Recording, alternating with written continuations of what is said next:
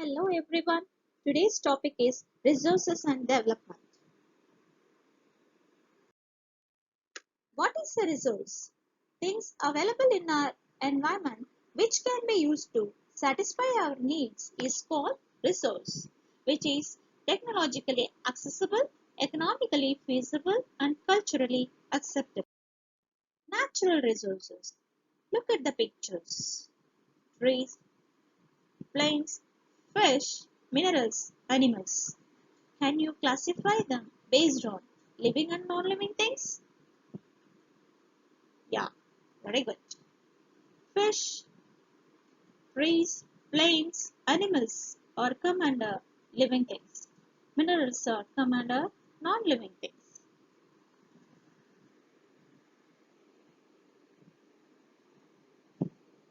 Types of resources. On the basis of origin, resources are classified into biotic resources, abiotic resources. Biotic resources are obtained from biosphere and have life such as human beings, flora, fauna, fisheries, livestock, etc. Abiotic resources are obtained from nature but non-living things. For example, rocks and metals. On the basis of exhaustibility, resources are classified into renewable resources and non-renewable resources. Renewable resources. The resources which can be renewed or reproduced by physical, chemical or mechanical processes are known as renewable or replenishable resources. For example, solar and wind energy, water, forest and wildlife, etc. Non-renewable resources.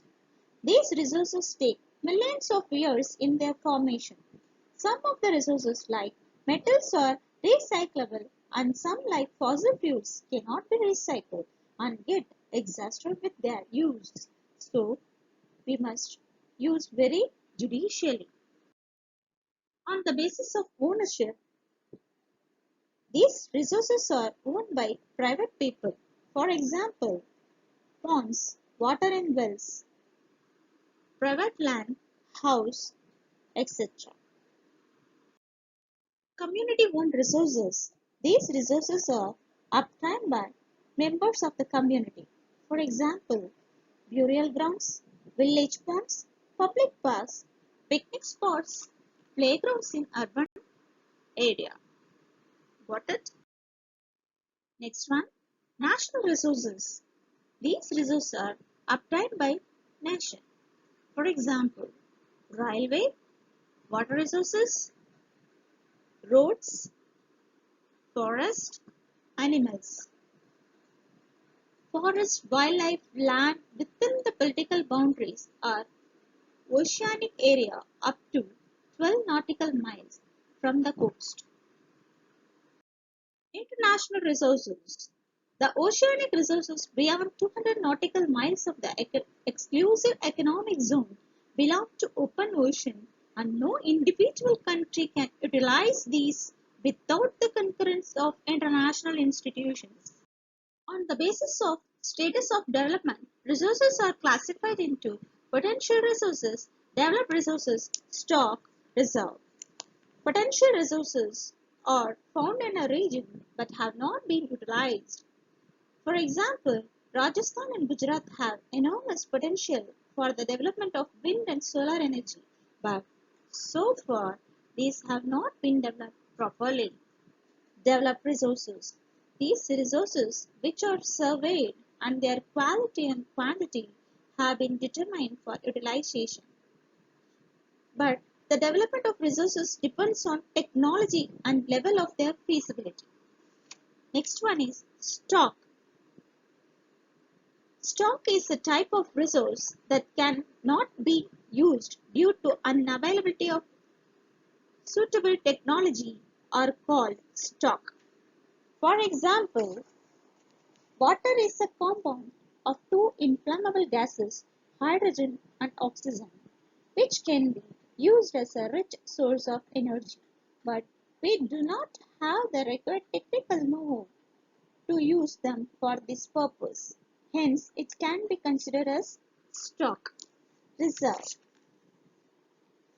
Reserve or a resource which is not being utilized with full capacity, but it can be used any time in future. For example, river water can be used for generating hydroelectric power, but presently it is being utilized only to a limited extent. Thus, the water in the dams, forests, etc. is a reserve which can be used in the future. Got it? Shall we go to the next topic? Development of resources. Development of resources is a process of developing the resources in order to make them useful for satisfying human wants. Some resources cannot be used directly. They have to be processed to make them useful for satisfying our wants. For example, land has to be cleared and plowed to grow crops. There are some problems created by indiscriminate use of resources by man. There are many resources got depleted. Example, forest has been cleared for many purposes. Resources got accumulated in hands of few people. So the society is divided into rich and poor. Next one. Global warming, ozone layer depletion, environmental degradation, or other problems. So overcome these all the problems, we should focus on sustainable development. What is sustainable development? The economic development which does not damage the environment and that at the same time takes care of the needs of the future generations is called sustainable development. Sustainable development is important because many of the resources are non-renewable and exhaustible. Over-exploitation of these resources will affect the needs of our future generations. Then, environmental pollution has become a major threat to the survival of human beings. Agenda 21. It is the declaration signed by world leaders in 1992 at the United Nations Conference on Environment and Development, which took place at Rio de Janeiro, Brazil. It aims at achieving global sustainable development. It is an agenda to combat environmental damage, poverty, disease through global cooperation on common interests, mutual needs, and shared responsibilities. One major objective of the Agenda 21 is that every local government should draw its own local Agenda 21. Next, resource planning. Resource planning is a technique or skill of proper usage of resources. There are the different stages of planning. First one is identification and listing of resources. Surveying, mapping, and the measurement of the qualities and the quantities of the resources are the important activities undertaken at this stage. Next one, planning for exploitation. Develop a planning structure with suitable technology, skill, and institutional setup.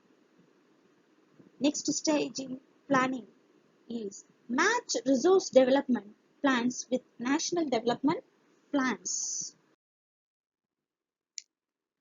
Why resource planning is important? It is necessary for the balanced development of India. Some regions of India are rich in certain resources and poor in some other resources. For example, Rajasthan is poor in water resources but rich in solar and wind energy. Some regions are self-sufficient while other regions are very poor in important resources. For example, Madhya Pradesh is rich in many resources but Ladakh is poor in resources. The cold desert of Ladakh is relatively isolated from the rest of the country.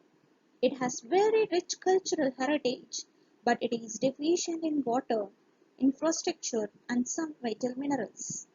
This calls for balanced resource planning at the national, state, regional, and local levels. Next one, Wastage of resources can be avoided by planning. Environmental pollution can be reduced. Over exploitation of resources can be avoided by planning. So planning is very important. Next one, resource conservation.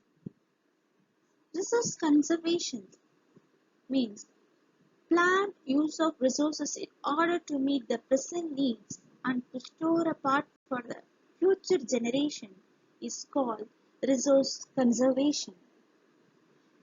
Do you know why it is necessary? It is necessary because of many resources are non-renewable and exhaustible. If we conserve them, we can use them for a long period of time. Next one, it is necessary because conservation of resources helps us to reduce wastages. It will help in economic progress. Then it is necessary. Resource conservation is necessary because resource conservation helps us to protect the environment. Next one, ideas of Gandhiji about the conservation of resources. According to Gandhiji, there is enough for everybody's need and not for anybody's greed. That means greedy and selfish individuals and the exploitative nature of modern technology are the root cause for resource depletion. He was against mass production and wanted to replace it with production by masses. Let's short recap. So far we discussed about resources. Classification of resources. Classification of resources on the basis of origin, exhaustibility, ownership, development. And also we discussed about development of resources, Agenda 21. Resource planning in India, how to conserve our resources. Thank you. We will meet in next class.